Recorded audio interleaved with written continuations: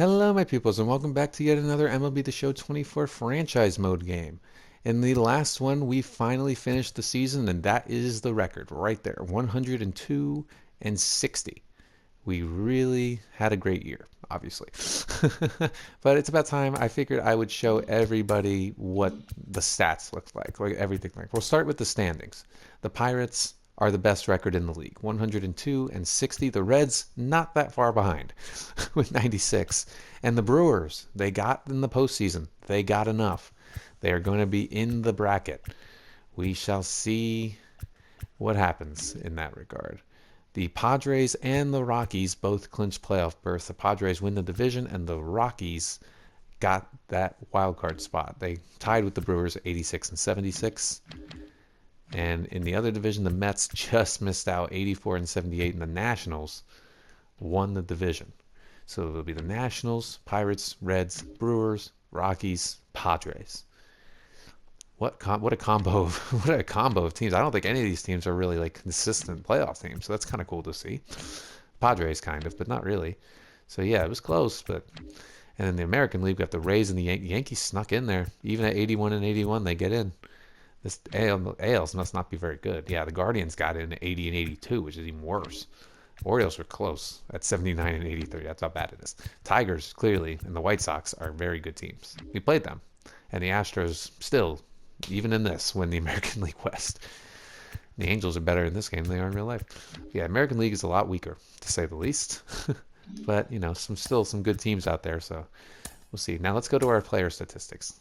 Let's see who were the players. Olsen played in the most games. Ozuna was next, and then a good amount of games for everyone else. I mean, I have Matt Chapman. I wonder how he is. I'm going to check the IL actually, because I would love for him to play again, because I do miss him at third. But the main core of six guys played the majority of these games. We had, let's see, the most at bats were Olsen. The most runs scored was Olsen, and everybody did a pretty decent job. Chapman's still ahead of a lot of people in this category, which is pretty funny. The most hits, Olsen, 178. That's a lot. Castellanos was not that far behind. Arias and a few others. Decent amount of hits for everybody. Chapman would have been up here if he just stayed healthy. Home runs, yeah, this is the category. 75 of them for Matt Olson, the single season record. He was insane. Nick Castellanos with 53 is in second place. That's how crazy Castellanos' season are. But his last two homers were very clutch in that last game. Ozuna hit two in the last game.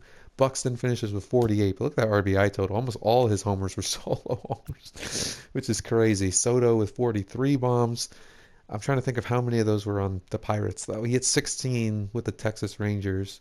He hit 27 with us. So just from the last 2 months, he had 27 bombs. That's pretty damn good. O'Neal Cruz hit 30. Matt Chapman, before he got hurt, hit 20 of them. Jake Rogers 15, and everybody hit a decent amount except Schreiber, who never got one. Even Rojas hit one out in September. But the main people that were here the entire time, everybody has 5. Even Story, who was so bad at the end. RBIs, let's take a peek. Olsen, one of the highest numbers I've seen in a while, 146. Ozuna got over 195, 90, 73 for Buxton, which is kind of low considering the amount of homers he hit. Cruz had 58. Chapman 47. He would have had a decent number if he didn't get hurt. Everybody else kind of just, helping out. The stolen bases, Jorge Mateo and Buxton, but Mateo in general, absolutely insane. What a performance from him. And everybody did a decent job stealing, actually. We got a couple of decent, stolen bases, but Mateo is the king there. Batting average, Elias Diaz. He had 109 hits in 106 games. He was that good. When he played, he was that good. 304. Everybody else, 282 for both Olsen and Castellanos. And everybody else was okay in this category. Now, where we weren't okay, OBP was pretty bad. We weren't getting on base very much. Diaz had the highest because he was just on base a lot. Arias and everybody else was 29%, which isn't that high. But our slugging, very high. Everybody had a ridiculous slugging percentage. Everybody with a really high one. So the OPS does balance out for the most part. Soto had the highest with 1026 with really good. Olsen 993, Castellanos, Buxton, Ozuna, some pretty good OPSs. If you're above 700, I think you're doing pretty good. Even Hicks was pretty good. A lot of Jake Rogers and Tyrone Taylor. They sucked at the beginning, but they really came on later and actually played pretty well. Arias is just not a power guy, so his OPS was never going to be that good, so I don't really get upset about that. Stories is disappointing. He's really the only one I'm like, oof. Walks. Soto had 29 of them, but let's be real, 25 of them were with the Rangers. Walked 4 times, so the most walks was Buxton with 12. It's embarrassing. Buxton did not set the strikeout record. He was under it. He still had 218, which is quite a bit, but he did not set the record. Good for him. Good for him. He managed to avoid it. Doubles. Olson hit 34. That was the team lead. Not that many, all things considered, but it's a decent number. We hit a lot. Chapman, I think, would have been the team leader had he not got hurt. It would have been close. Triples. Tyrone Taylor actually led the team with 6 of them. Cruz had 5. Total bases. Olson not even close. 439. That might be the most in the modern era. 353 for Castellanos. Lots of total bases for these guys.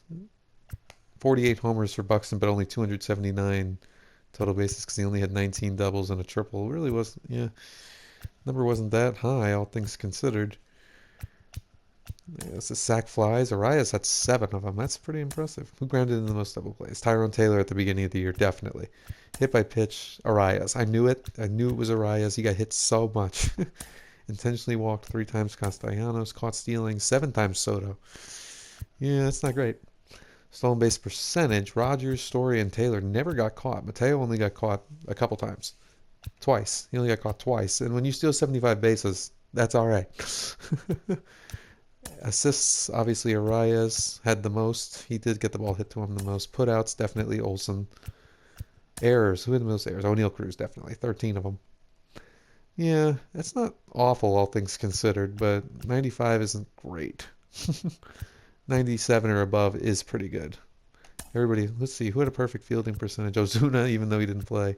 Castellanos somehow had 99.7, but we all know he wasn't actually that good.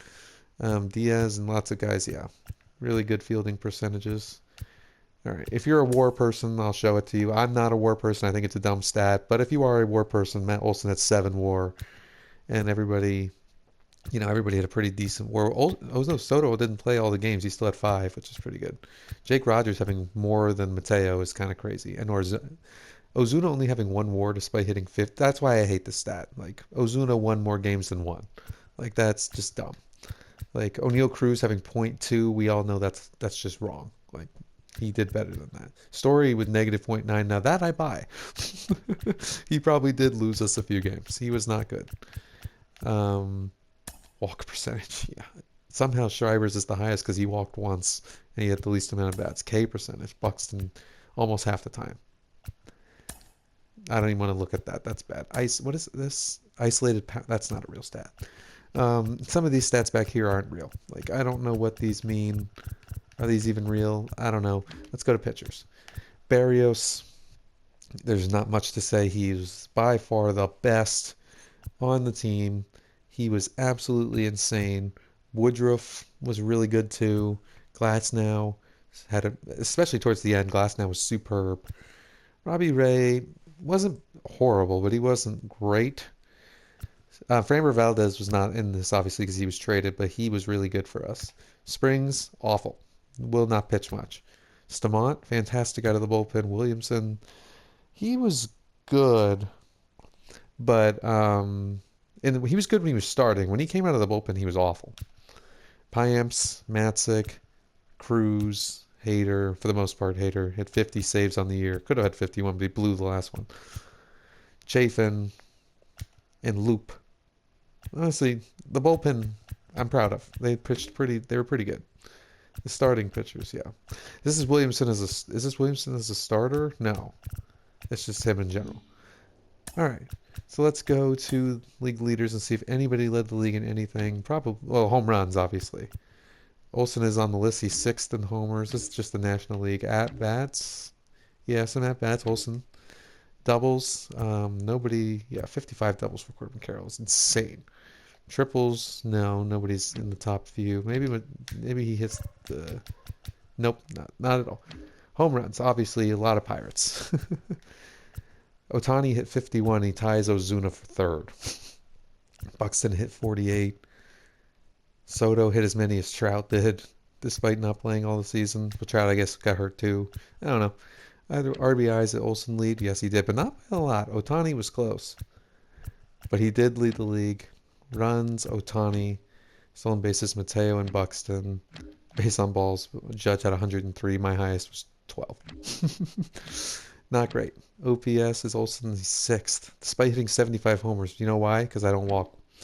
Barrios leads the league in wins. Bradish at 21. That's real good. Losses, Barrios only had the one at the very end. Saves, Alzolay. Barrios led in ERA. Woodruff and Glasnow are also on this board. Homers allowed. Only 17 homers allowed by Barrios this season. Glasnow led the league in shutouts. He had 5. That's kind of crazy. That's so many. Strikeouts, Snell led the league with 250. That's a lot. Glasnow and Barrios and Woodruff are all high up, though.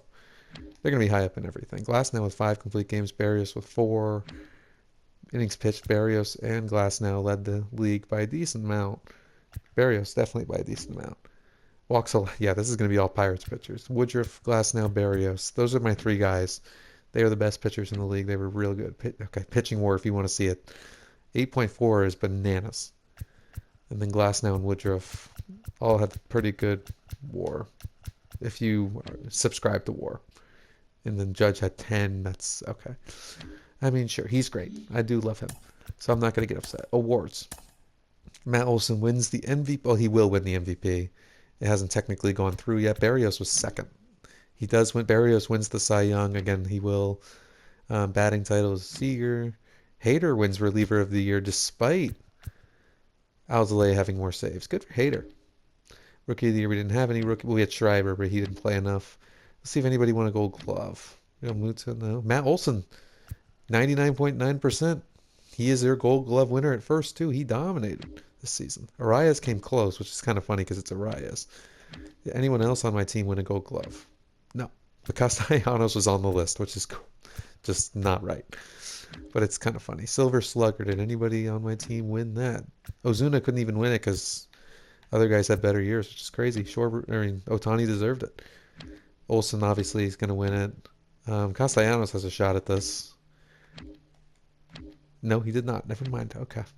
Postseason MVP, obviously we won't know, but how about that? What a year. All right, let's look at this injured list. What is Olsen, or what is Chapman's? It says 3 to 4 weeks. So either way, he's going to be out for an extended period of time. The only way he comes back is maybe the World Series. He did fracture his forearm. That's so dumb. I'm so sad about that. All right. Now let's go and sim through this date. Yes, we will be taking on the winner of a wild card series. Yes, we're going to stop simulating, obviously. And we don't know who we're playing yet. We will see who we're playing in the next one. And that is the playoff bracket, though. Take a look at it. It's beautiful. I believe, though, the Nationals are the other team with a bye. So our opponent, oh no, our opponent's going to be the Reds, isn't it? I see it right there. We're going to have to take the Reds on immediately. Oh, that's going to suck. I don't want to face them immediately, but if we're going to have to get through them, we're going to have to get through them. We don't know who it is yet, but in the next one, we're going to find out. Yeah. Oh, this just shows this. I could have just waited to show this. That is unfortunate. And then awards. Yeah, let's see it. Hader wins reliever of the year. Barrios wins Cy Young. Olsen wins MVP. Congrats to them. And in the next one, we're going to the playoffs. Bye-bye.